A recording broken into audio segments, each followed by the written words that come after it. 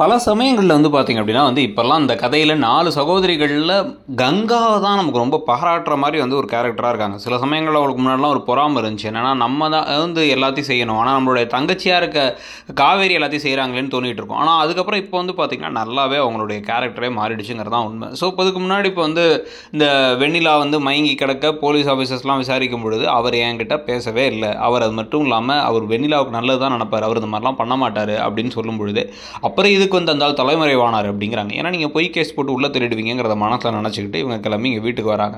அதுக்குள்ளே போலீஸ் என்ன பண்ணுறாங்க, வீட்டுக்கே அந்த ஹவுஸ் ஓனர்கிட்ட பேசி விஜயோட வீட்டை எடுத்து வீட்டில் உள்ளாரெல்லாம் போய் எட்டி கிட்டி பார்த்து இந்த குடும்பத்தை வேற மிரட்டிட்டு போக அவருக்கு எங்களுக்கு எந்த சம்மந்தம் கிடையாது இவங்க எல்லாரும் சொல்கிறாங்க. ஒவ்வொருத்தங்களா மாறி மாறி ஈவன் கங்காவோட அத்தை அவங்க கரெக்டாக சொல்கிறாங்க. என்ன அப்படின்னா அந்த பொண்ணு தெரிஞ்ச முட்டாள்தனத்துக்கு நாங்கள் என்ன பண்ணுவோம் அப்படின்னு பேசிக்கிட்டு இருக்கும் பொழுது ஒழுங்காக உங்களுக்கு விஷயங்கள் தெரிஞ்சால் உண்மையை சொல்லிடுங்க அப்படின்னு மிரட்டுறாங்க.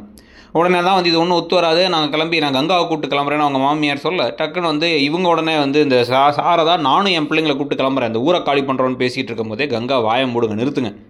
அவள் வாழ்க்கையில் ஒரு பிரச்சனை வந்தால் பிரச்சனையை விட்டு ஓடினா எல்லாம் சரியாக போயிடுமா, அந்த பிரச்சனை முடிகிற வரைக்கும் இங்கே தான் இருப்போம், நாங்களும் அவளுக்கு துணையாக இங்கே தான் இருப்போம், யாரையும் எங்கேயும் வரமாட்டோம் அப்படின்னு கங்கா சூப்பராக சொல்லிடுறாங்க. அதுக்கப்புறம் தான் விஜய் காவேரிக்கு கால் பண்ணி அங்கே ஆஃபீஸில் நிறைய பிரச்சனை இருக்குது அதெல்லாம் கொஞ்சம் நீ பார்க்க முடியுமானா அவங்க நான் பார்த்துக்கிறேன் அப்படின்னு சொல்லிட்டு ஆஃபீஸ் போகிறாங்க. ஆஃபீஸில் தான் அவங்களுக்கு ஒரு பெரிய உண்மை தெரிய வருது. ஜாயிண்ட் அக்கௌண்ட்லாம் ஓப்பன் பண்ணி உங்களுக்கு பதவி கொடுக்க வந்தபோது தான் எல்லாம் கொலாப்ஸ் ஆகிடுச்சு, சர்ப்ரைஸ் கொடுக்க வந்தார் அவர்.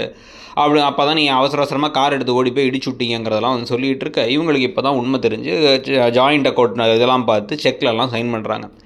அதுக்கப்புறமா இவங்க நர்மதா கிட்டலாம் பேசிகிட்டு இருக்காங்க. நர்மதா கிட்டலாம் பேசிகிட்டு இருக்கும்பொழுது தான் பார்த்தீங்கன்னா இங்கே இன்னொரு பிரச்சனை வேறு. இப்போ வீட்டில் அப்பளோ பிஸ்னஸுக்கு அப்பளங்கள் நிறைய செய்யணும், ஆனால் ஆட்கள் தேவை. ஆட்கள் இருந்தாலும் அப்பளத்தை காய வைக்க முடியாது. இந்த ஹவுஸ் ஓனர்கிட்ட போய் கேட்டால் அவங்க கண்டிப்பாக திட்டுவாங்க. அப்போ நம்ம வேறு எங்கே இந்த பிஸ்னஸை பண்ணுறது அப்படின்னு 2-3 வாரத்தில் நம்ம ஏதாவது இடம் பிடிக்கிறதுனா எங்கே இடம் பிடிக்கலாம் அப்படிங்கிறத இப்போ காவேரி யோசிக்க ஆரம்பிக்கிறாங்க. ஆனால் இவ்வளோ பிரச்சனைகள் நிறைய போயிட்டு இருக்கும் பொழுதே கதை எந்த மாதிரி போய் முடிய போகுது, என்ன நடக்க போகுதுங்கிறத பொறுத்திருந்து பார்க்கணும். இன்னைக்கு கங்கா செஞ்ச காரியத்தை பற்றி உங்களுடைய கருத்து என்னங்கிறத சொல்லுங்கள். தேங்க்யூ.